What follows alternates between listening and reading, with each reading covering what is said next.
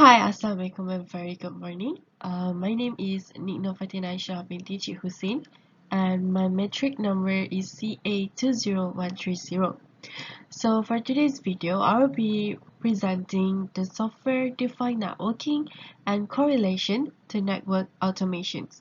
So I hope you enjoy and please listen for the better understanding for this topic. Thank you. Let's get started. So as you can see here, we have the table of contents. So the first topic I'll be presenting is what is software-defined network. I will continue with the how does software-defined network support edge computing, IoT, and remote access. And then we'll go through for the different types of software-defined networking. Continued by the how does software-defined network help customers with security, the components of software-defined networking, and what is software-defined network role in cloud computing, and lastly we'll be explaining for the effects of software-defined network on future computer networks. So let's get started. So for the first slide, we'll be explaining what is SDN, which is the software-defined networking. So for our first topic here is software-defined networking. So did you know that software-defined networking is an architecture designed to make a network more flexible and easier to manage? SDN centralized management by extracting the control plane from the data forwarding function in the discrete networking devices. So the data center SDN architectures feature a software-defined overlays for our controllers that are abstracted from the underlying network hardware, offering intent or policy-based management of the network as a whole orchestration platforms. This results in a data center network that is better aligned with the needs of application workloads through automated, thereby faster provisioning. Programmatic network management, pervasive application-oriented visibility, and where needed, direct integration with cloud. So next, we're gonna see how does software-defined network support edge computing, IoT, and remote access. So how does SDN support edge computing, IoT, and remote access? It's basically a variety of networking trends have played into the central idea for a software-defined network, distributing computing power to remote sites, moving data center function to the edge, adopting cloud computing, and supporting Internet of Things environments. Each of these efforts can be made easier and more cost-efficient via a properly configured software-defined network environment. Typically, in a software-defined network environment, customers can see all of their devices' TCP flows, which mean they can size up the network from the data or management plane to support a variety of applications and configurations. So, a user can more easily segment an IoT application from the production world if they want. And for example, some software-defined network controllers have the smarts to see that the network is getting congested and in response pump up bandwidth or processing to make sure remote and edge components don't suffer from the latency. And software-defined network technologies also help in distributed locations that have few IT personnel on site, such as an enterprise branch office or service provider central office. And naturally, these places require remote and centralized delivery of connectivity, visibility, and security. Software-defined network solutions that centralize and abstract control and automate workflows across many places in the network and their devices improve operational reliability, speed, and experience. Now, let's move from different types of software-defined networking. So, as you can see, there are 4 different types of software-defined networking. and each with its own merits. So first we have open software-defined network, hybrid model software-defined network, overlay model software-defined network, and API SDNs. So first, let's get through with the open software-defined networks. So this open SDN use open protocols to control the virtual and physical devices responsible for routing the data packets. And NETS is a hybrid model software-defined networks. It uses programming interfaces, often called southbound APIs, and to control the flow of the data to and from each device. So next one is the overlay model software-defined networks. It creates a virtual network above existing hardware, providing tunnels containing channel to the data centers. And the last one is the API software-defined networks, which is combine the SDN and traditional networking, allowing the optimal protocol to be assigned for each type of traffic. So the next one is, how does the software-defined network help customers with security? So how does the SDN help? Which is first, a customer can speed up a network connection between an end user and the data center and have the different security settings for various types of network traffic. The next one is, a network could have one public-facing, low-security network that does not touch any sensitive information. And last one is another segment could have much more fine-grained remote access control with software-based firewall and encryption policies on it, which allows sensitive data to traverse over it. And for example, if a customer has an IoT group it doesn't feel is all that mature with regards to security, via the SDN controller, you can segment that group off away from the critical high-value corporate traffic.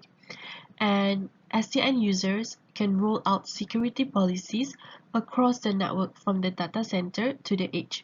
And this on top of white boxes, deployment can be 30 or 60% cheaper than traditional gear. And the ability to look at a set of workloads and see if they match a given security policy is a key benefit of software-defined network, especially as data is distributed. And the ability to deploy with a wireless security model like we do with ACI, which is application-centric infrastructure that lets only specific entities access explicit resources across your network fabric, is another key security element of software-defined networks enables. And a growing number of software-defined network platforms now support microsegmentation. And in fact, microsegmentation has developed as a notable use case for software-defined network.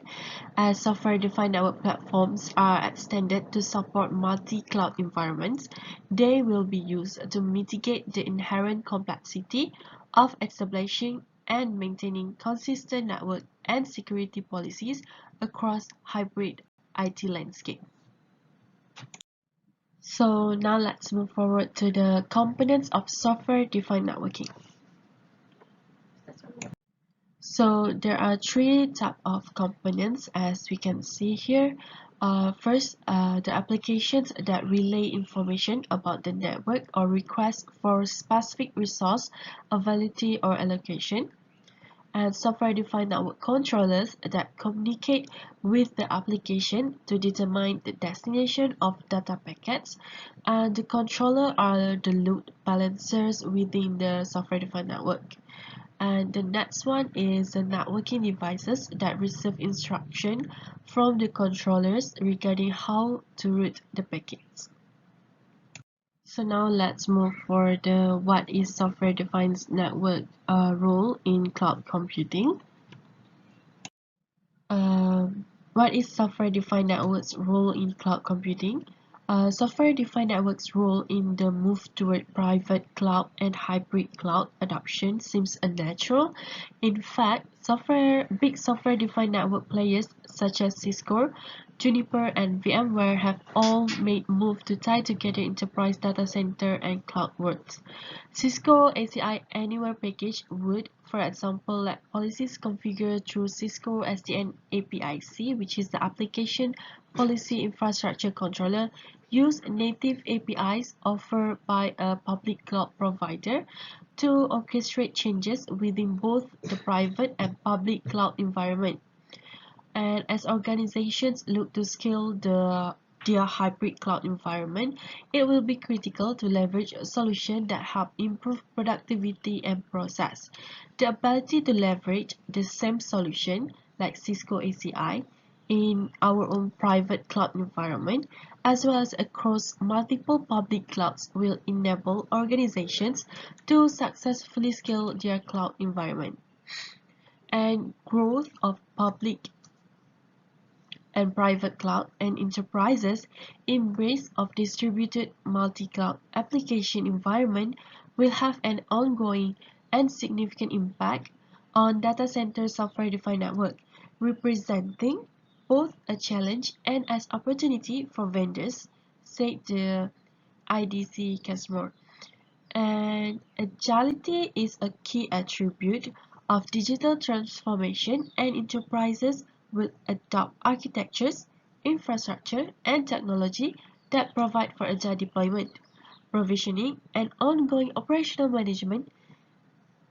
In a data center networking context, the imperative of digital transformation drive adoption of extensive network automation and including software-defined networks. And many will be thinking, why is software-defined networking will be useful for us? There are actually many benefits of software-defined networking architecture, several of which stem from the centralization of network control and management, as well as the ease of scalability, evolution, and change implementation. Some of the benefits are first, ease of network control via direct programming resulting from the separation from forwarding functions. Second, agility and the ability to dynamically use load balancing to manage the traffic flow as need and usage fluctuates. This will be reducing the latency and increasing the efficiency of the network. The third one is the greater granularity of control over security. Software-defined networks allows network administrator to set policies from one central location to determine access control and security measures across the network by workload, type, or by network segments. And you can also use micro-segmentation to reduce complexity and establish consistency across any network architecture, whether it's public cloud, private cloud, hybrid cloud, or multi-cloud. And the fourth one is the ease of configuration. With software-defined network, automated programs can be more easily written, enabling the organization to configure, secure, and optimize resources as needed. And the fifth one is the simplified network design and operation through the use of open controllers rather than vendors' specific devices and protocol. And for the last one is the effects on the future computer network, the SDN effects on future computer network. So let's go for the effects on future computer network. An organization does not need to purchase very expensive networking devices. Hence, software-defined networks helps organizations to reduce the cost involved in purchasing expensive hardware. And in addition to reduce cost, flexibility, speed, and agility, granular security and centralized network provisioning are some of the benefits that software-defined network provides over traditional networking. And to summarize, software-defined network provides very powerful and vendor-neutral approach for managing complex networks with dynamic demands. The software-defined network can continue to use many of the useful network technologies already in place, such as virtual LAN, infrastructure. And I think that's it. That's all from me. I hope this video will help you to better understanding the software defined network. And thank you so much. Hope to see you again. Thank you.